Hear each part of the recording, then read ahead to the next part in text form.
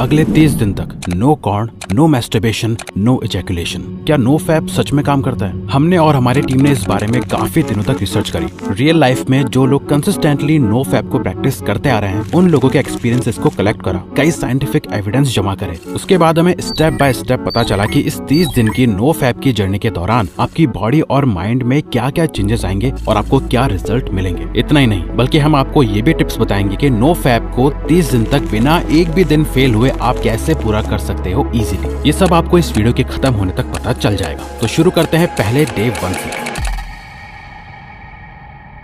Day 1 आने वाले इन 30 दिनों में सबसे आसान दिन होगा। पहले दिन आप सुबह सोकर उठोगे और मोटिवेटेड फील करोगे कि आज से आपको नो फैप स्टार्ट करना है। इसलिए आप खुद को पूरा दिन बहुत अच्छे से कंट्रोल करोगे, क्योंकि आप ये जर्नी बहुत समय से स्टार्ट करना चाहते थे और फाइनली अब वो टाइम आ गया है। It's time to be free from this addiction. Now day 2। इस दिन आप सुबह उठोगे और सब कुछ पहले जैसा ही लगेगा। अब तक कोई बड़े चेंजेस नहीं आए हैं। आपकी विल पावर भी अभी तक स्ट्रांग है, पर रात में हो सकता है कि आपको कॉर्न देखने का मन करे, लेकिन आप इसे आसानी से कंट्रोल कर सकते हो। डे 3 एंड डे 4 आपके लिए टफ होने वाले हैं। अब जो लोग ज्यादा एडिक्ट हैं, ये दिन उनके लिए खुद के सेल्फ कंट्रोल को देखने के लिए एक टेस्ट होगा, क्योंकि डे 3 एंड डे 4 ये आने तक ज्यादातर लोग फेल हो जाते हैं और रिलैप्स कर जाते हैं, लेकिन आप नहीं करोगे, क्योंकि आपको पता है आप जितना ज्यादा कंट्रोल करोगे, आपको आगे चल के इसे कंट्रोल करने में उतनी ही आसानी होगी। लेकिन अगर आप यहाँ पे गलती से भी फेल हो जाते हो तो भी आपको नहीं रुकना, आपको अपनी इस जर्नी को जारी रखना है, क्योंकि फेल होने का मतलब ये नहीं होता कि आप दोबारा उठ के कोशिश ना करो। आपको बार बार इससे कंटिन्यू रखना है। लेकिन अगर अभी तक आप फेल नहीं हुए हो तो डे 5 से डे 7 ऐसा टाइम है जहां आपको सच में चेंज फील होना शुरू हो जाते हैं। आप ज्यादा एनर्जेटिक फील करने लगते हो और आपको अपने अंदर एक क्लियर पावर फील होती है।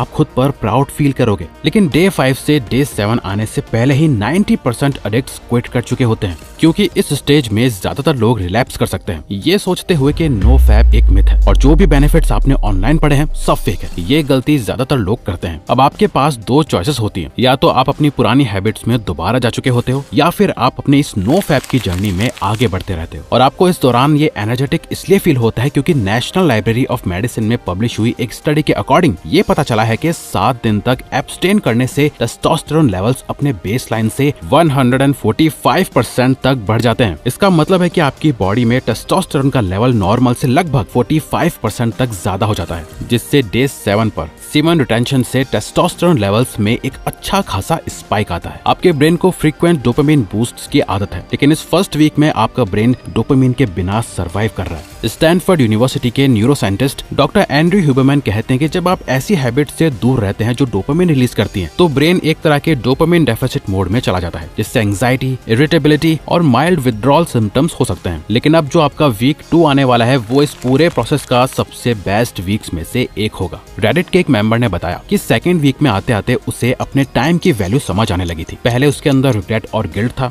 लेकिन अब ना उसके पास गिल्ट है, ना रिग्रेट, और बहुत सारा टाइम भी है जो वो किसी अच्छे काम में लगा सकता है। डे 8 एंड 9 आप सुबह उठते ही फ्रेश और मोटिवेटेड फील करते हैं। आपकी क्रिएटिविटी में बूस्ट आता है, नए आइडियाज दिमाग में आने लगते हैं और उन्हें इम्प्लीमेंट करने के लिए आप एक्साइटेड होते हो। शायद आप उन पर काम भी करना शुरू कर दो। डेज 10 to 14 आपकी परफॉर्मेंस में इम्प्रूवमेंट होगी। चाहे काम हो या स्टडीज, आप टास्क को ज्यादा एफिशिएंटली कंप्लीट करोगे। जामा साइकाइट्री में पब्लिश्ड हुई एक स्टडी के अकॉर्डिंग डोपामिन इंड्यूसिंग हैबिट से दूर रहने के लगभग 2 हफ्ते बाद मूड और एनर्जी लेवल्स में स्टेबलाइजेशन आने लगता है। ये वो टाइम है जब लोग नोटिस करते हैं कि उनकी इम्पल्सिविटी कम हो रही है और टास्क और फोकस करना आसान हो रहा है। जैसे ग्रोथ हो या प्रोग्रेस सिर्फ सीधी सीधी नहीं होती, उसमें अप्स एंड डाउन्स आते हैं। वैसे अब आपको एक डाउन फेज देखने को मिलेगा जो दोबारा अब भी होगा। डेज 15 to 17 आप नोटिस करते हैं कि आपके एनर्जी लेवल्स थोड़े डाउन हो रहे हैं। जो एक्साइटमेंट और मोटिवेशन आप पहले फील कर रहे थे वो कम हो रही है। आपको थकान ज्यादा होने लगी है और प्रोडक्टिविटी कम हो रही है। ब्रेन फॉग होने लगा है, जिससे कंसंट्रेट करना मुश्किल हो गया है। इमोशनल इंस्टेबिलिटी जैसे मूड स्विंग्स या इरिटेबिलिटी फील होने लगी है, जिससे आप सोशल इंटरेक्शंस अवॉइड करने लगोगे। डेज 18 to 21 इस फेज में आप अपने आप पर डाउट करने लगते हो। नेगेटिव थॉट्स आपके ऊपर हावी होने लगते हैं और आप डीमोटिवेटेड हो जाते हो। फिजिकल फटीग के साथ मेंटल एग्जॉशन भी होता है। आप एम्प्टीनेस एक्सपीरियंस करते हो, जैसे आप बस अकेले हो। लिबिडो कम हो जाता है और ऑपोजिट जेंडर में इंटरेस्ट कम हो जाता है। कांग्रेचुलेशंस, अब आप एंटर कर चुके हो 4th वीक के अंदर।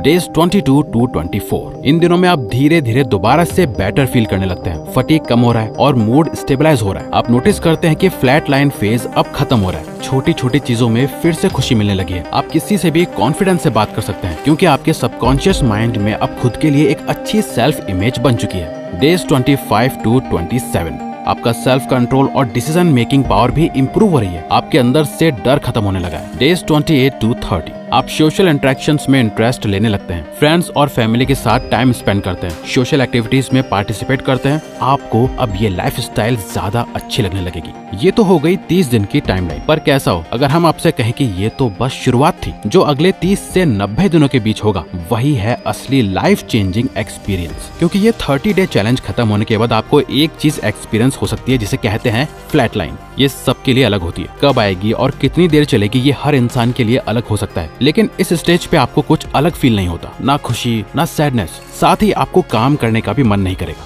सिर्फ पूरा दिन आराम करने का मन करेगा। बिल्कुल भी मोटिवेशन नहीं होगी। ये सिर्फ नो फैप के साथ ही नहीं बल्कि किसी भी चीज के साथ होता है जहां आप प्रोग्रेस करना शुरू करते हैं। और हमें ये समझना जरूरी है कि ये एक क्लियर साइन है कि हमारे ब्रेन में कुछ चेंजेस हो रहे हैं, क्योंकि अभी ब्रेन अपने आप को रीसेट कर रहा है। और जब ये फ्लैट लाइन खत्म होगी आप फिर से फ्रेश और ज्यादा बेहतर फील करोगे। अब आप आगे बढ़ते रहते हैं तो धीरे धीरे आपका सबकॉन्शियस माइंड मानना शुरू कर देता है कि आप कॉर्न फैप के बिना जी सकते हो। और अगर आप जानना चाहते हो कि इस पूरी जर्नी को कैसे आसान बनाया जा सके, कैसे नो फैप कंसिस्टेंटली फॉलो करा जाए बिना कॉर्न देखे आप फैप करे, तो ये रही कुछ powerful tips for making no fap easy.